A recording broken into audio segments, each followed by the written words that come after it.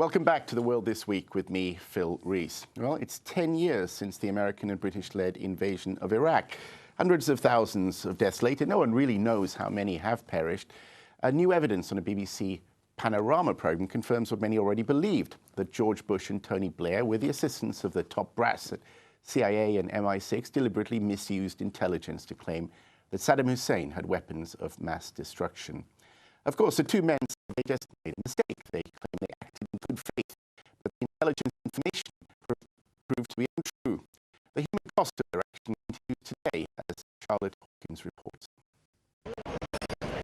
50 dead and another 160 injured in car bombs, suicide blast in Baghdad on Tuesday. His legacy in Iraq continues 10 years after the invasion.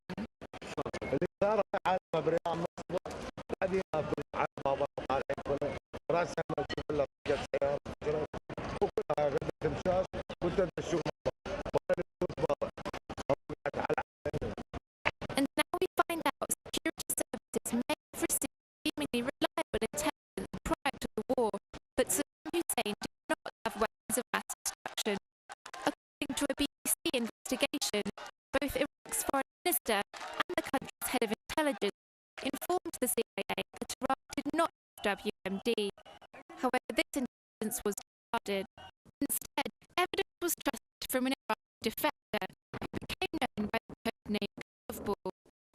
He incorrectly said that Saddam Hussein did indeed have WMD. Concerns were raised at the time that his intelligence was false, yet it was used as a reason to go to war anyway. This raises the question once again whether the UK and USA invaded Iraq under false pretenses. قرار الحرب على العراق قرار غير صائب.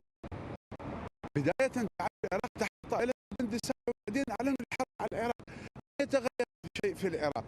كانت هناك دكتاتورية صدام وجدنا دكتاتورية جمعية تحكم العراق.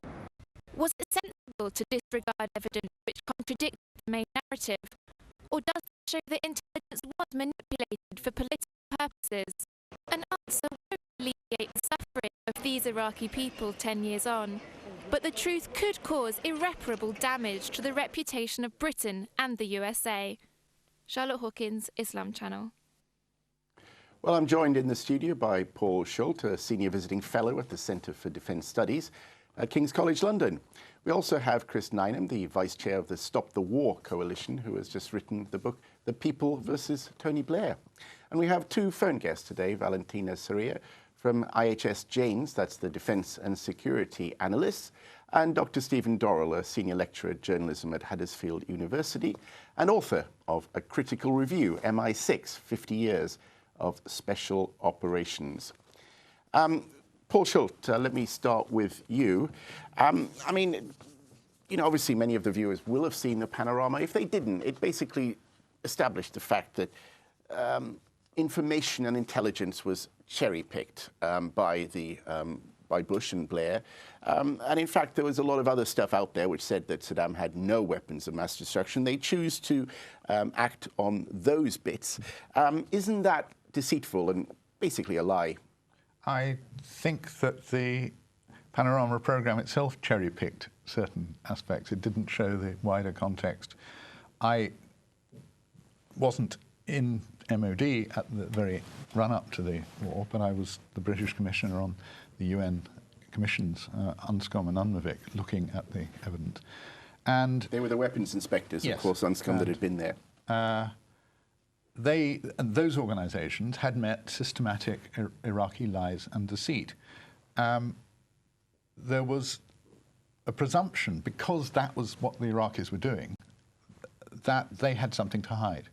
And to talk of Curveball, to talk of these other people who are emphasised in the Panorama programme, is to miss that wider context. I mean, Curveball, just to tell viewers, is basically a source who, probably the main source that both Bush and Blair and the intelligence services relied on, and it turns out that it was a pack of lies. He just wanted to leave Iraq, and he made up stories of having seen weapons of mass destruction here and there, and even talked about the trucks that they were delivered in, and he created this massive picture which turned out to be a complete lie.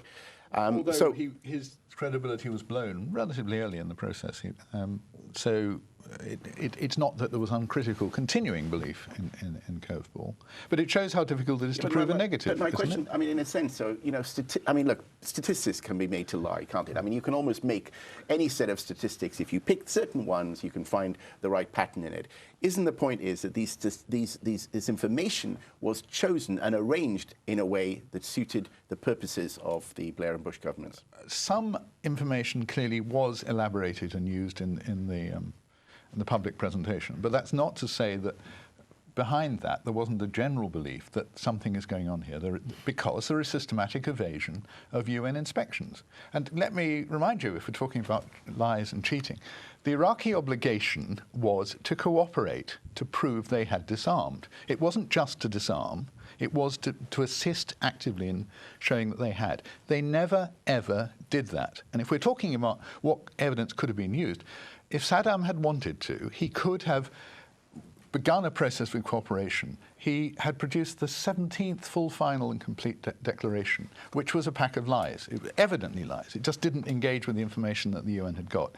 Right up to the end of the period before the war, he could have said, OK, we'll give you a correct piece of evidence, a consistent narrative, and we will allow interviews with the program directors. So scientists can talk to other scientists and establishing what is realistic. He never, ever agreed that. So it's unsurprising, isn't it, that the world believed that he had something to hide. I mean, Chris Nineham, do you agree with that? That actually the backcloth of all of this, despite some dodgy evidence, was that Saddam was acting in a pretty devious way? I mean, I don't agree that the question was about proving a negative. The onus of proof was on those who wanted to conduct this war. They had to prove, and they said that they had to prove. And of course, it is true. In order to fight a war against the threat of aggression, you have to prove the aggression's there. Now, they said in public that they had the proof. And actually, they knew they didn't have the proof. And the senior military people, Lord Boyce, General Sir Richard Dannett, they're all now saying, they didn't say it at the time, they're all now saying that they were unconvinced themselves by the intelligence. So it's utterly clear that there was a process, not just of kind of accidental cherry picking, there was a systematic distortion, systematic reading of the evidence in favour of a decision that had already been made a year before, really. I mean, one of the things that I think we have to understand is the whole process. In March 2002, Tony Blair made a secret deal with George Bush to say not only Britain would go to war, but Britain would go to war for regime change. This is fact. This is the written evidence is in the public domain. So there was a process of deception that started months after 9/11 and that continued right up until the point that we were taken to war. And, you know, the whole 45-minute claim and so forth is part of that process of deceiving the British public. And actually, you know, let's face it, these were momentous events. This is not lying about, you know, MPs' expenses. This is lying in a situation that led to the death of hundreds of thousands of people. I think all the discussion of the kind of intelligence, this and that, and, you know, is a sort of smokescreen, really, isn't it? I mean, in your view. Well, I mean, in a certain sense, it's a smokescreen. Although actually, the evidence is very clear that that, you know, the dossier was talked up. There was a kind of distortion of. But I think the important thing is to see it as part of an ongoing process. At all costs, we had to be taken to war because the decision had already been made. But do you think that if Saddam had suddenly begun to cooperate, and let me remind you, the onus was on him to cooperate. Yes, absolutely yes, because that was the terms of the UN Security Council resolution which ended Saddam's attempt to seize Kuwait. The only way he was allowed to bow out of that war is if he agreed that he would disarm and proved he'd disarm. Okay, well, listen, before gentlemen, just wait, let's bring in Valentina Soria there. You've been listening to this, Valentina. I mean, what's your view? Did Tony Blair lie? I mean, was there a deliberate attempt to misuse intelligence? I mean, it's interesting. I mean, I agree and disagree with both the guests in the studio. I mean, in some ways, I mean, there was. I think that the whole thing should be put in context, and of course, there is I suppose a distinction that we need to make here between, you know, the intelligence aspect of the whole story and the more political considerations behind it. Of course, they are related. But in terms of the way intelligence actually served, the whole cause of the war and so on, I think that from an intelligence perspective, there was, as Paul said already, there was a general, an underlying assumption that, about Saddam's intentions, the intentions to acquire weapons of mass destruction has been the case for... But based on what? Oh, based on, the previous, the fact that he was, in any case, he was very keen on acquiring these weapons, and he had been using, chemical weapons already, during previous conflicts, and there was any kind of, belief from intelligence circles in the West that, he remained somehow committed to, to acquire these weapons. And again, the evidence of the way he actually didn't comply with UN resolutions in that sense, it somehow created a sort of belief that the intention was there for the regime to pursue that road. I'm not saying that it wasn't necessarily. Of course, we then found out that this wasn't the case. But from an intelligence perspective, this was the underlying assumption, and it was somehow also. I think that there was a suspicion when actually such high-ranking individuals came forward so spontaneously to reveal that kind of valuable intelligence. I assume that intelligence services in the West couldn't just really believe that that was actually true. Okay, well, listen, Valentina, just stay with us there. I want to put this to Stephen Dorril, though, this basic point that, trying to clear through all this. The way that Valentina, certainly Paul would say here, is that yeah, there was a lot of background noise, a lot of debate. There was a sense that perhaps, Tony Blair was maybe made some tactical errors, but he genuinely believed it due to his past history. Obviously, he'd used chemical weapons before, and that there's a kind of lot of fudge and mudge there. And is that fair, or do you think that what we know now, 10 years afterwards, that what was a deliberate attempt to lie and mislead the British public? Yes. But I don't think it was Tony Blair who lied. I think he genuinely did believe it. My view of this is you have to go further back. The start of this really is at the end of 1997 when Blair comes in. There is an attempt by the British and the Americans to get a majority on the UN Security Council over sanctions on Iraq. And MI6 launch a campaign through the press to persuade the French and others to support the resolution. And they started material in the press about Iraq, weapons of mass destruction, and they gave a dossier to Blair to persuade him that this was a serious issue. Up until that point, Blair wasn't interested in the intelligence services. He had no time for them. But from that point on, he became almost religious in his zeal about weapons of mass destruction. And you started to see in the press some very strange articles about what Saddam supposedly had, the ability to create a nuclear weapon within 6 months, etc. And what struck me in the dodgy dossier, that many of these self-same stories were resurrected again. And it was clear to me, or it seemed clear to me, that there was no real truth to these. So who was it? Do you think that MI6 itself, obviously they exert power, extra democratic power in a sense, but do you think there were vested interests within the military security establishment then, in a way, to promote this war? I think that's a slightly separate issue. I think MI6 were caught in a trap of their own making, that they launched a disinformation campaign, as I said, about the Security Council in 97 and the beginning of 98. And they were then using the same material, not ever believing that any of this would ever actually be made public in a dossier. And I think they knew. I was at a RUSI conference shortly after the invasion, and I said, there are no, it's clear that this is a disinformation exercise being operated by MI6 in particular and by the CIA.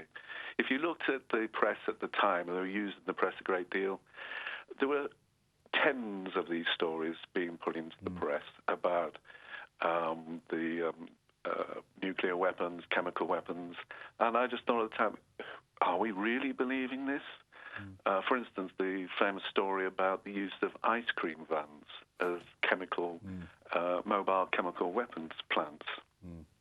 This was spread in Telegraph and other newspapers, and I just could not believe it. I was at a conference late, and I spoke to a senior member in intelligence, and I said, the people employed by MI6 are some of the brightest graduates in this country. They're very intelligent. How is it they came to believe this? And he said, well, we did try it. We did actually take an ice cream van and we attempted to convert it into a mobile chemical laboratory. And I thought, this is getting ridiculous. Yeah, well, so I think they knew. Yeah, I think they knew from the very beginning that this was very, very weak intelligence. They'd already had two defectors from Iraq who told them that the weapons of mass destruction had gone and been destroyed, and they chose not to believe them. So, okay, Stephen, thank you there. Well, Paul, I mean, interesting stuff there from Stephen, the point, in a way, that Blair was duped by his own security services. Well, this becomes a kind of attempt to reconstruct the mental state of people and organisations 5 or 10 years ago. I don't know what they thought. I know what they argued. The decision to go to war is important enough to try to dissect it, isn't it? You've got to know what takes our leaders to go to war. After the war, the Iraqi generals were interviewed, and they thought they had chemical and biological weapons, not nukes. Nobody thought that realistically there were any nukes. But each divisional general knew he didn't have any, but he thought the next door formation did. That was the way the Iraqi system ran. So it's not surprising that people did believe it. And Hans Blix has said, when he actually went in, it was some former weeks, head of the weapons inspectors, who counselled caution, was against the war, said that things should be held back. But he still was surprised when several weeks in, his people found nothing. So it's not surprising that there was a belief, because the Iraqis helped construct and maintain the belief. Is anyone going to believe? I mean, the counter-argument would have been so weird. So here is a country which is suffering immiserating sanctions, which are eroding its power, and it's going to accept an invasion and the destruction of the regime in order to protect things which aren't actually there.